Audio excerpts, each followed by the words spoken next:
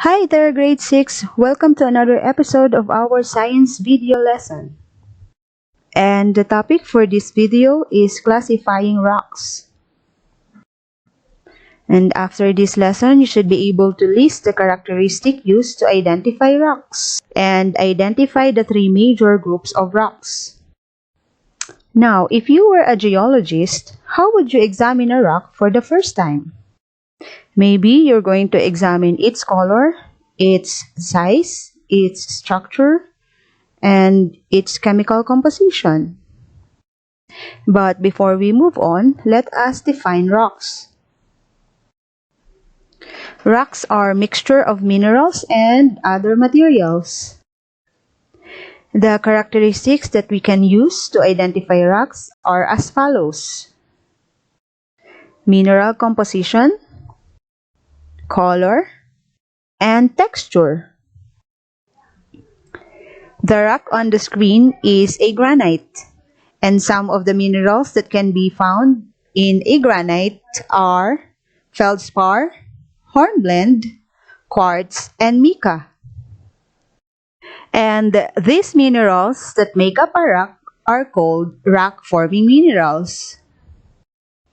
A rock's color provides clues to the rock's mineral composition. For example, granite is generally a light-colored rock that has high silica content. That is, it is rich in the elements silicon and oxygen. On the other hand, basalt is a dark-colored rock that has a lower silica content. But unlike granite, basalt has mineral crystals that are too small to be seen with the naked eye. But always remember that color alone does not provide enough information for the identification of a rock. Another characteristic that you could use to identify a rock is its texture. Usually, when you are examining the texture of a rock, you are examining its grain. So what do we mean by grain? Grain refers to the particles of rocks. It refers to the look and feel of rock surface. To describe the texture of a rock, geologists use terms that are based on the size, shape, and patterns of the grains. Fine-grained rocks have grains that are so small they can be seen only with a microscope, just like a slate rock. While rocks with grains that are large and easy to see are said to be coarse-grained, just like the diorite. But we have also rocks with no visible grains, just like the flint rock. And for the grain shape, there are rocks with rounded grain, just like with the conglomerate. And we also have jagged grain, just like with the breccia. And for the grain pattern, we also have the non-banded and banded. For the banded rocks, we have the gneiss. In banded rocks, grains can lie in a pattern of that layers or can form swirls or colored bands.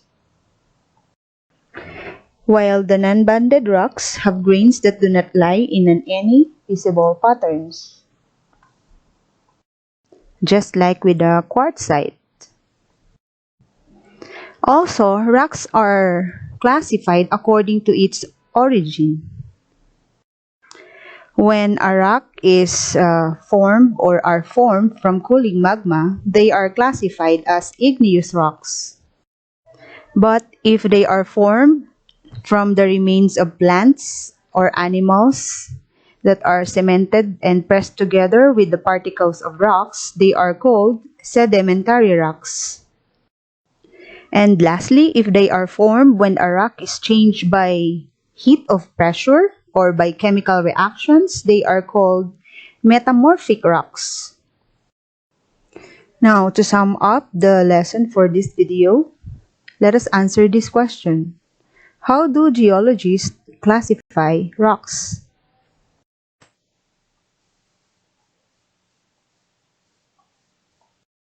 To be able for the geologists to classify rocks, they usually observe the rock's mineral composition, its texture, and its color.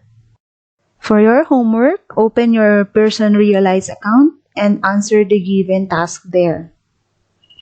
If you have inquiries and questions, feel free to send me an email to my Gmail address on the screen. Thank you!